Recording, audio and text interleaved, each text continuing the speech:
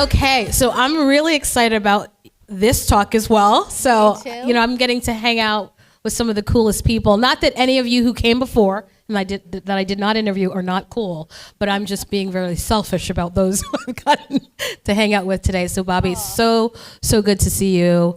I met Bobbi at Groundbreaking Women, and that's where I met Somi as well. And I think there's power in storytelling. Right?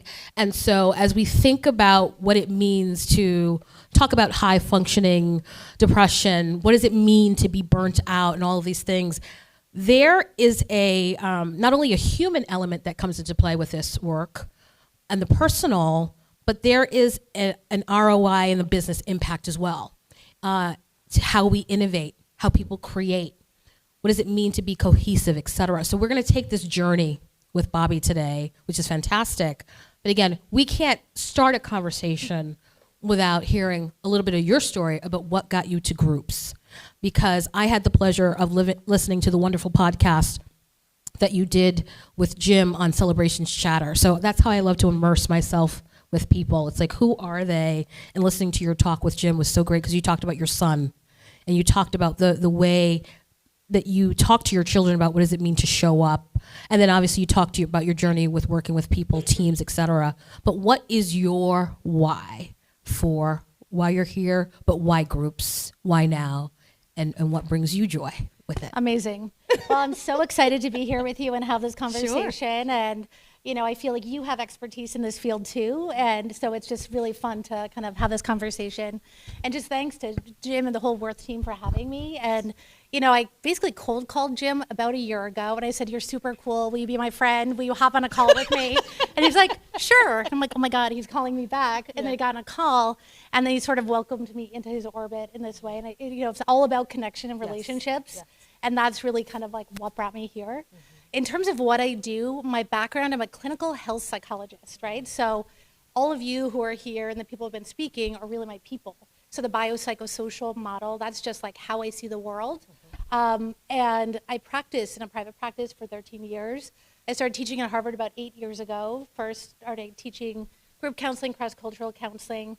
And then they were building out their organizational psychology program. So for those of you, if you've ever seen Billions and know Wendy Rhodes, or if you're a Ted Lasso fan and know Dr. Sharon, that's sort of like org psych, team psych kind of stuff. And I saw an opportunity to bring a lot of the skills from the clinical world basically to teams and to the business world. Mm-hmm. So think about any professional sports team that have a team psychologist. They're focused on team connection and cohesion because it's very, very much tied to performance and dollars. But from a health psych perspective, it's also tied to longevity and health and wellness and all these other things. Mm-hmm. And so I started teaching in the organizational psychology program at Harvard in the management program. So I teach motivation, groups and culture, what drives, it's like a team psych kind of class, applied coaching for corporate leaders and applied team coaching. So everything I do is through the lens of the interconnection between people. And so we're hardwired for connection, we're social by nature, we're effectively a tribal group that are dressed up, kind of walking around, but we're really a pack animals and we're living in the most disconnected time. Yes. And psychologists and therapists are really well primed to bring people together. Mm-hmm. And so for me, I was like, this is how I can make an impact. I can help bridge what we know from the clinical space to the business space. Mm-hmm. And the way we really do that is by bringing experts in psychology to companies at scale with the goal of deepening connection and deepening cohesion is really the business word, because that's really tied to retention, engagement, profitability, all these business outcomes that companies will pay for. Absolutely. Because it affects the bottom line. But ultimately, as a health psychologist, I see it as a way that I can make an impact. Sure. So if I may, I love what you spoke about as it relates to, organizationally. Running a company is hard. Making all the chains move, processing the widgets, getting people engaged, trying to do all the things, and then take care of shareholders, stakeholders, all the things, right? And then you've got to prioritize the well-being of the people that get you there, right? And so the fact that you have the opportunity to work with organizations, individuals, teams, but you talked about this language about vulnerability. Oh, sorry. Can you hear me now? About vulnerability. Apologies, I project.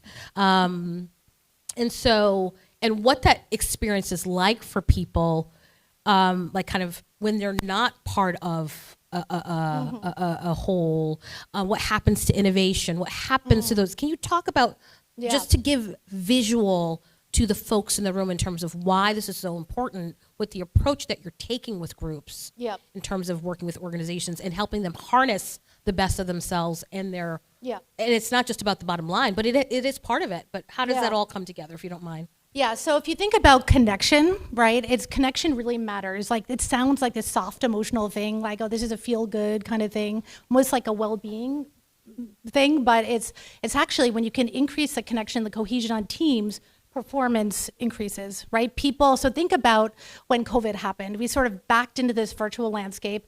Nobody knew how to do this, and all of a sudden we were in the great resignation, quiet quitting. People were disengaging and looking for other jobs. That cost companies between 0.5 to 2x of like someone's annual salary. This is an expensive problem. So when we feel connected to each other, we're more likely to stay, and then we're more likely to perform. And so companies should kind of care about this. So sometimes it's not just like a kind of like an emotional thing. It's actually very much tied to like longevity within an organization and performance. And so think about this, like when you walk in, you're really talking about belonging. Belonging, right? That's right. So belonging, it's like, think about when we walk into a new environment. You know, some of you might know people here, some of you might not. But when you walk in, you're assessing either consciously or unconsciously, am I safe, do I belong? When we're not part of a group, we're gonna feel less safe. We're going to feel less likely to engage, and there's a part of our brain that Dr. Judith, was sort of speaking my language. Your amygdala is firing, so you're in sort of basic operating mode, assessing for safety. When your amygdala is firing, your frontal lobes are more suppressed. It's sort of inversely related. Your frontal lobes are where high-level executive functioning happens, where innovation, creativity, holding complex tasks. So the more you can pull someone into the group and deepen connection, the more likely they are to be sort of able to think and innovate and put big ideas on the table. This is also very much tied to psychological safety, which also gets sort of categorized as like an emotional concept. But what this really is like the ability to take risk without fear of judgment. So with a lot of the companies we work with, they're all about innovation. They're like cheering for innovation from their rooftops, but then nobody's willing to like put a big idea on the table because they feel like they're going to be shamed or judged, or it's like not safe. So like doubling down on psychological safety and creating a culture of fallibility, of willingness to take risk is really correlated with innovation and new ideas. New ideas don't come from echo chambers, right? You need diversity of thought. You've got to have a platform or a space where people like the relationships built so you can take those risks and like feel comfortable doing that. I wonder how that applies to sports. So when I go into Yankee Stadium as a Red Sox fan, and the feeling I get, it's not a high. Yeah, no. No. You gotta like hide your jersey. You gotta figure. For sure. So that whole belonging feeling, I don't know. Sometimes I feel it goes left. Yeah. But let me bring it back to serious. So obviously impact is critical, right? Because you're talking about the importance of, you talk about cohesion, belonging, innovation. We're all in this room because we care about the impact of innovation and driving ideas and people and bringing value to people and to the world. But we all know, I've worked in corporate America, grew up on Wall Street my whole career. It's like bottom line measure. Measure what matters, and you have a formula, right, that really works well in terms of what you're doing to really show the impact in a way that's visible and real for organizations and for teams. So can you talk about that to give people a sense of how you're making that happen? Yeah. So there's kind of like two things. So coaching is the Wild West, right? It's an unregulated field. Any of us could raise our hand, and I'm not trying to like talk down to coaches. There's many, many great coaches, but there's also not a lot of regulation. So quality control and scalability can be hard for organizations, and pricing can be hard. Executive coaching is expensive. So what we do is we basically capture downtime from private practice clinicians. Org psych is not a mental health treatment. It's really categorized as a consultancy. So we're not bound by state licensure lines. So we capture downtime from all master's or doctoral level people. They generally don't sell themselves in an organization. They too lack community. We give them community, we upskill them in org psych, We do our own groups program, so they're kind of like connected with us, and then we sell these low cost subscriptions. So the other thing, like the like who we're competing against when you have a culture problem or something's not right with the people part of your business, you call someone like me, you're like, hey, can you come give a talk? I'm like, sure, great side hustle for me. It's expensive. You make some cash as a speaker, but there's no integration over time, and it's not across the organization. It's like the executives. So we're like, okay, how can we keep pricing really low by bringing psychologists, capturing their downtime that's effectively dead time, sell them through a platform, and then measure connection and cohesion? We do that right now through employee surveys, de-identified notes of the psychologists. So we don't, everything's de-identified. And now we're building capability to really tie to like grab data. We haven't done this yet, but it's where we're going to grab data from like Slack channels as behavioral indicators of connection and cohesion, and then nudge people towards connection when there's a disconnection. And then ultimately tying this to productivity, because each team has their own unique productivity data. Like what's important to a sales team is different than a comms team. So we have to help executives understand the bottom line impact of the connection and cohesion so they have that aha moment. And it's just storytelling, data, and then kind of like doing the work over time across the organization. I love it. So I love technology, innovation, and all of that. So you said some magic words, data, and you talked about what you're doing to scale. So with the 5 minutes we have left, I'm going to ask you this question, and I have a follow-up after that. But how are you using artificial intelligence, right? Because I know you're doing some stuff in that space. So how are you using that to your benefit as it relates to how you're growing and scaling your business? Yeah. So we could not do what we're doing without AI.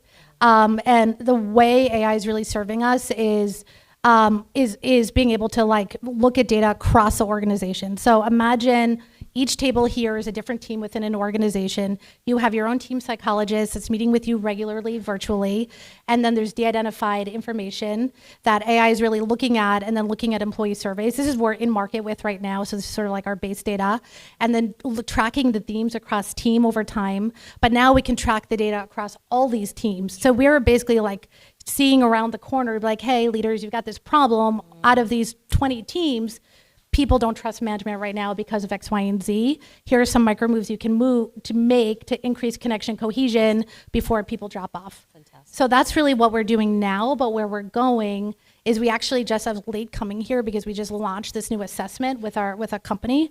That's really, we are doing assessments of basically giving teams their own unique personality profile, and then individual personality profiles, and helping people understand how they best show up within their team, and then providing information on both sides from leaders across the team about like how you can best connect with each other.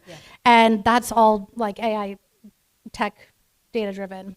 And then having a dashboard where you can look at all this like in real time. That's fantastic. So I always like to end parties on a high note and celebrating the people that we have on the stage. So you have an accomplishment, one of many that we can sing about, but you were recently accepted into Harvard's Institute for Qualitative Social Sciences, IQSS, better known as Founders Factory. Did I get it right? Did I mess it up? The Foundry, close. The Foundry at IQSS. So our director's here, Debbie Kleinman. So if you're in the startup world, like you probably know Debbie, she's sort of famous around these parts, but super cool. So Harvard basically supports, you can apply, faculty can apply, and then Harvard like wraps their arms around you. They offer support from multiple executive founders, VC, technologists, scholars, and they're just like, how do we help you grow? So we're really focused on building out the product side of this, and then also just getting our go-to-market motion like tighter so we can scale faster. And I went and met with the team for the first time the other week, and I said to Debbie, like, the air is just different here. Like, these people are like super all-stars, and I just feel super lucky to have that support and just grow Groops with them. Well, congratulations. We celebrate you. Aww. And thank you for Groops, and thank you for helping us understand the complexity and the depth and the importance of cohesion and how that really drives value and innovation, which is what we all care about. So thank you all for making time for us. We're on to the next, but thank you so much, Bobbi. Thank you. Thank you for your work.